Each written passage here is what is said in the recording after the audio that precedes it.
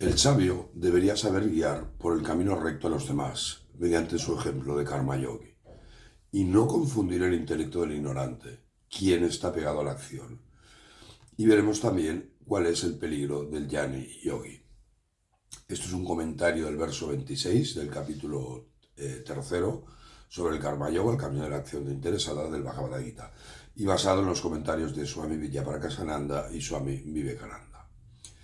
En el verso 26 del capítulo 3 sobre el Karma Yoga del Gita, Krishna nos deja bien claro que un hombre sabio no debe confundir al ignorante. Y os leo este verso. El sabio no debe confundir los intelectos de los ignorantes, que están apegados a la acción.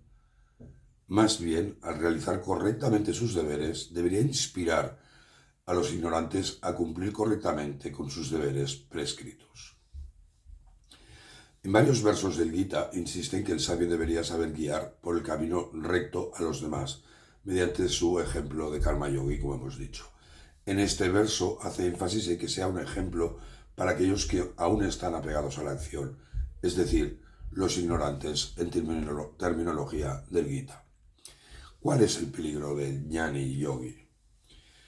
Por su propia definición, el Jnani Yogi, al alcanzar el estado de quietud absoluta en el Ser Supremo, sea, como lo llames, se ha liberado de cualquier acción. Y esto es importante entenderlo, y cuesta entenderlo. Es decir, ya no actúa, ya no trabaja, y en caso de que lo haga, es por el bien de la humanidad. Un claro ejemplo de esto fue Sri Ramakrishna. Pero el peligro del ñani es que confunda a la gente con doctrinas filosóficas abstractas o incluso que la gente adopte la inacción, el no actuar. Puede explicar todo lo que quiera sobre la compleja filosofía del Advaita Vedanta, pero ante todo debe dar ejemplo a través del Karma Yoga, y es entonces cuando podrá convertirse en una inspiración para los ignorantes. Una persona normal, tú y yo, estamos rodeados de acción. Tenemos que trabajar, toda la naturaleza que nos rodea está trabajando de alguna forma, tu cuerpo también trabaja constantemente, y esa persona es difícil que pudiese entender que el ñani no necesita trabajar. Y en palabras de Swami Vidyaprakashananda os leo: el pobre adora a Dios para adquirir alguna propiedad. El enfermo adora a Dios para ser aliviado del dolor y del sufrimiento. El cabeza de familia, acosado por 1000 dificultades por todas partes, adora a Dios para vencer los problemas de la vida. Todo esto es sakama karma, pero sería una tontería decirles que lo que están haciendo está mal. Quería compartir con vosotros un comentario de Swami Vivekananda precisamente sobre este verso que creo que es muy interesante.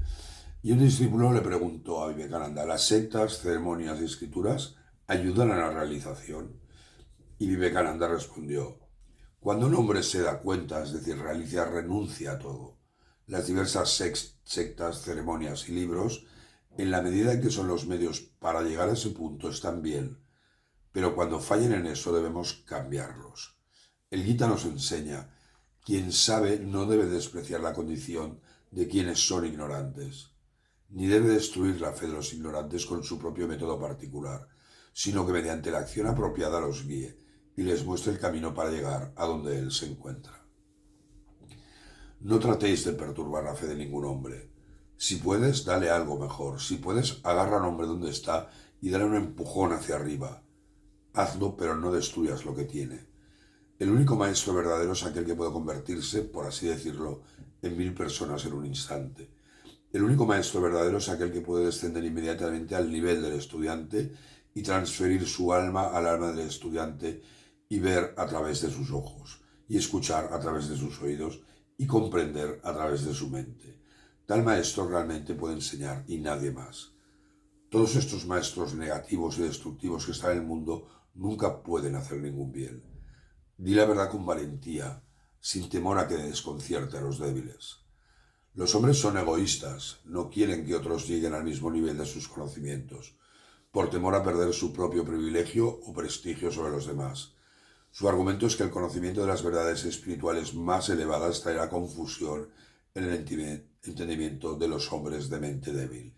Y así dice el esloka del Gita: uno no debe perturbar el entendimiento de los ignorantes, apegados a la acción, enseñándoles jnana yoga. El hombre sabio Él mismo, actuando con firmeza, debe ocupar al ignorante en todo el trabajo. ¿Qué derecho tienes para decir que el método de ese hombre está mal?